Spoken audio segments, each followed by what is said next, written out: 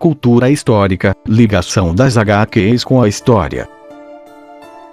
Capitão América e a Segunda Guerra Mundial.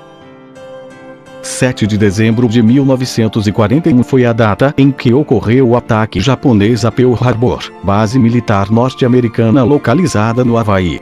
Após esse ataque, os Estados Unidos entraram oficialmente na Segunda Guerra Mundial. Na vida real foi assim, mas nos quadrinhos norte-americanos, os super-heróis já estavam lutando contra as potências do eixo. A aliança formada pela Alemanha nazista, a Itália fascista e o Japão. Meses antes do ataque. O primeiro gibi do Capitão América, por exemplo, foi publicado em março de 1941. O Capitão América não foi o primeiro super-herói dos gibis norte-americanos, mas ele foi um dos primeiros a trazer histórias mais engajadas na luta contra o nazismo e inspirou inúmeras imitações.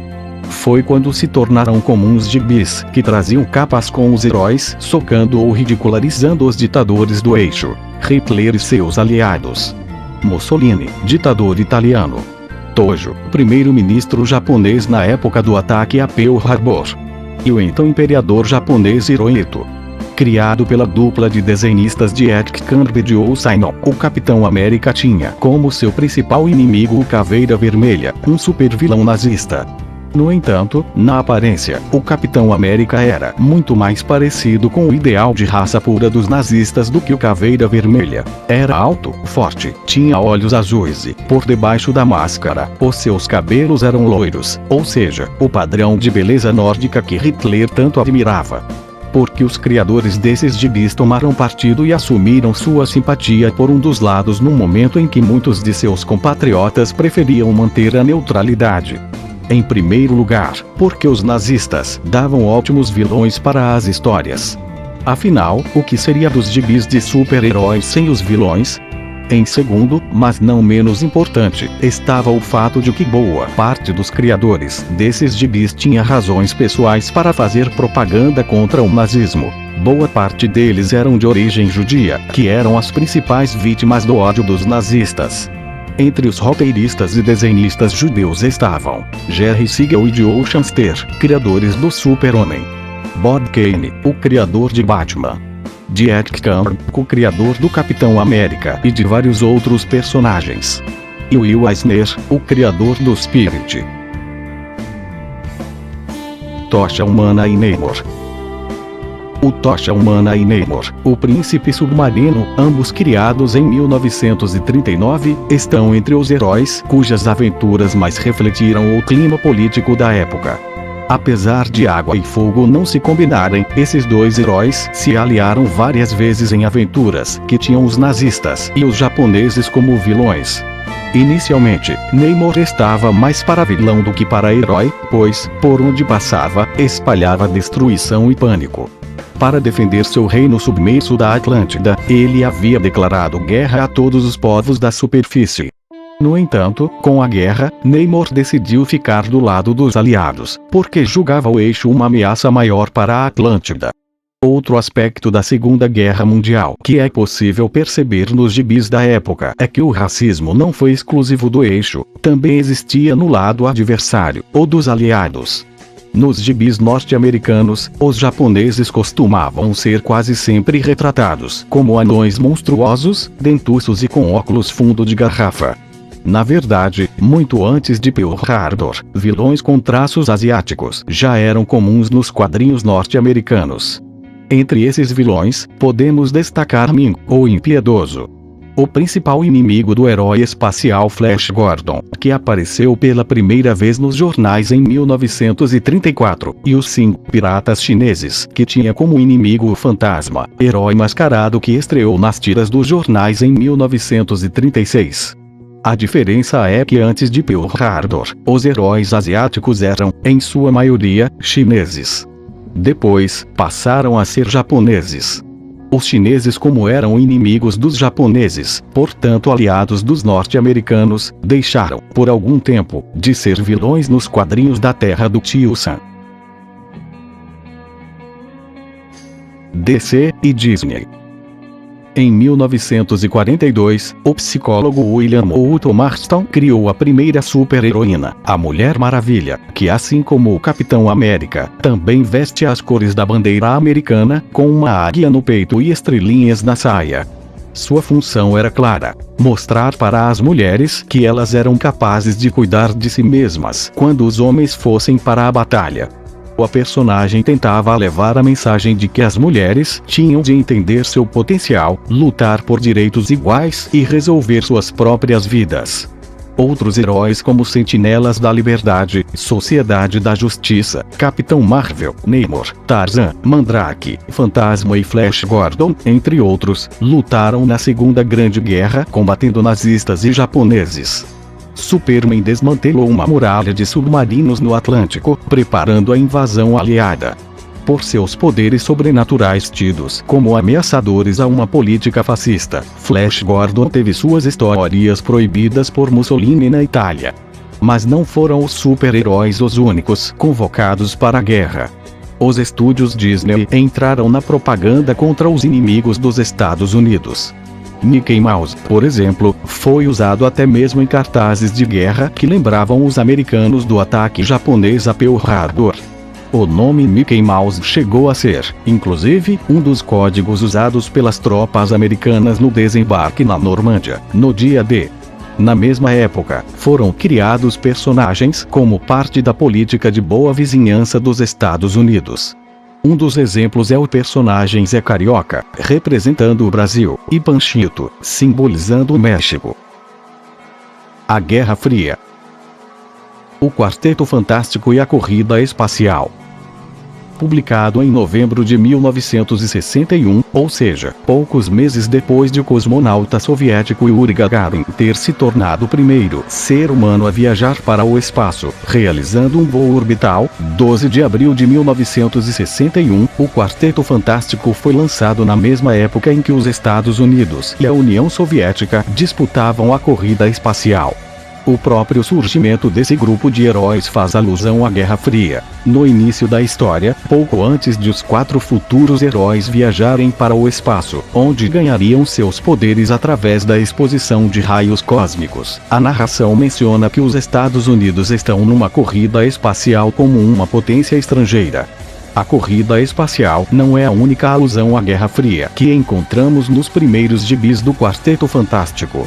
O principal inimigo do quarteto era o Doutor Destino, que governava literalmente com mãos de ferro um pequeno país do leste europeu, bem na região onde se concentravam os países do bloco socialista.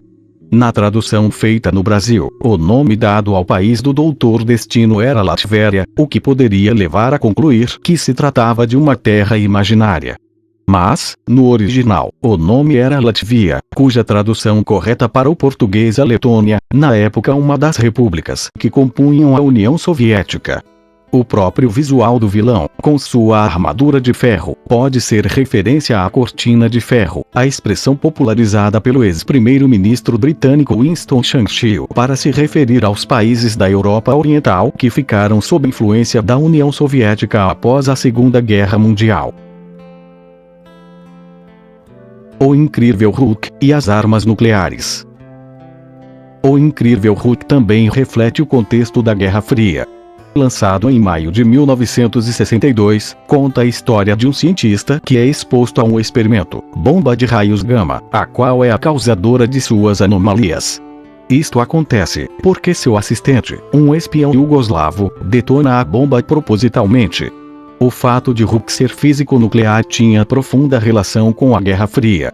Desde o Projeto Manhattan, o qual desenvolveu as bombas atômicas que foram lançadas sobre Hiroshima e Nagasaki.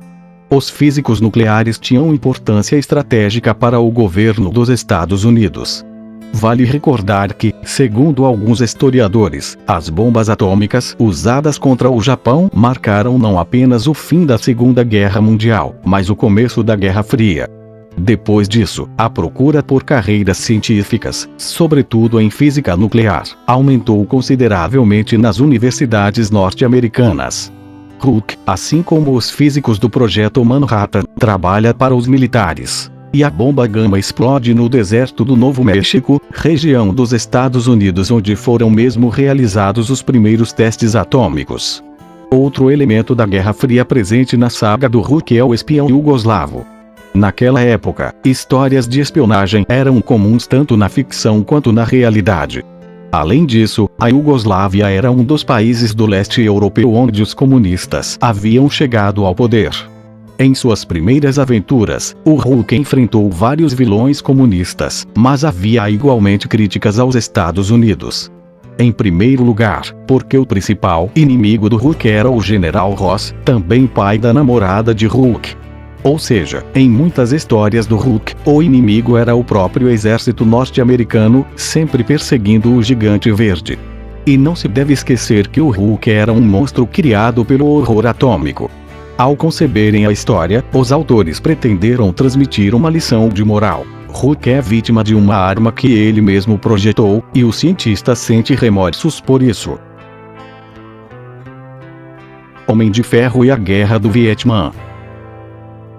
Em matéria de política, o Homem de Ferro é mesmo o super-herói da direita. Em sua primeira aventura, publicada em 1963 na revista Tales of Suspense, ficamos sabendo que ele é o industrial milionário Tony Stark, cuja empresa fabrica armas e equipamento para o exército dos Estados Unidos na Guerra do Vietnã. Aquela primeira história surgiu uns 2 anos antes de os Estados Unidos intervirem maciçamente no Vietnã.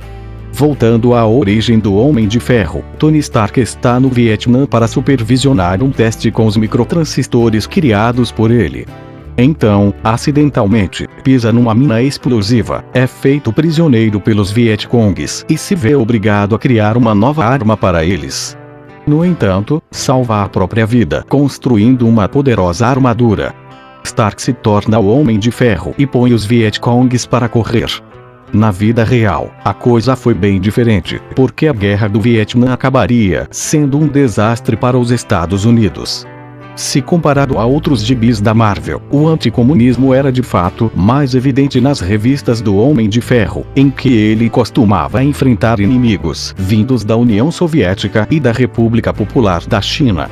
Entre os adversários soviéticos, estavam o Dínamo Escarlate, que também usava uma armadura. Não custa lembrar que vários times de futebol da União Soviética se chamavam Dínamo, como o legendário Dínamo de Kiev, e a Viúva Negra, uma agente secreta da KGB, a agência soviética de espionagem. Além da origem do herói, representaram um dos principais articuladores governamentais. Os fabricantes de armas, que lucram milhões com a desgraça dos outros. X-Men e as lutas raciais. Como todo mundo que já leu gibi ou assistiu aos desenhos e filmes já sabe, os X-Men são mutantes. A palavra mutante é outro termo científico que se popularizou após Hiroshima e Nagasaki. A radioatividade pode causar mutações genéticas, mas, diferentemente do que mostram os quadrinhos, elas não são benéficas nem aparecem na forma de superpoderes. Manifestam-se, isto sim, como doenças e deformações de nascença. Aliás, também na década de 1960, quando foram lançados os X-Men, a cantora Rita Lee liderou no Brasil uma banda de rock chamada Os Mutantes, que, numa de suas canções, falava dos mutantes de Hiroshima. Nos gibis dos X-Men, era comum que os mutantes fossem filhos de pais que haviam trabalhado em usinas nucleares, onde teriam sido expostos à radiação sem saber. Daí os X-Men serem apelidados Filhos do Átomo, expressão tirada de um romance de ficção científica que certamente serviu de inspiração para os quadrinhos. Segundo alguns críticos, outro aspecto da época presente nos X-Men são os conflitos raciais que os Estados Unidos viveram nos anos 1960 e 1970. Para esses críticos, a luta do Professor Xavier pela convivência pacífica entre os mutantes e os humanos comuns era semelhante ao discurso de Martin Luther King, o líder negro norte-americano que defendia a harmonia entre negros e brancos e o uso de métodos não violentos para protestar contra o racismo. Por outro lado, as táticas do adversário de Xavier, o também mutante Magneto, guardavam semelhanças com as de outro líder negro norte-americano, Malcolm X. Da mesma forma que Magneto defendia a guerra entre humanos e mutantes, Malcolm X propunha que os negros usassem métodos violentos contra a discriminação praticada pelos brancos. Ou seja, tanto na vida quanto nos quadrinhos, temos a história de dois líderes que usam métodos diferentes para defender os direitos das minorias que representam. O tema do racismo tem igualmente relação com a Guerra Fria, já que o racismo norte-americano sempre foi um dos aspectos negativos, reforçados pela propaganda política da União Soviética, embora esta também praticasse a perseguição aos judeus e a várias minorias étnicas.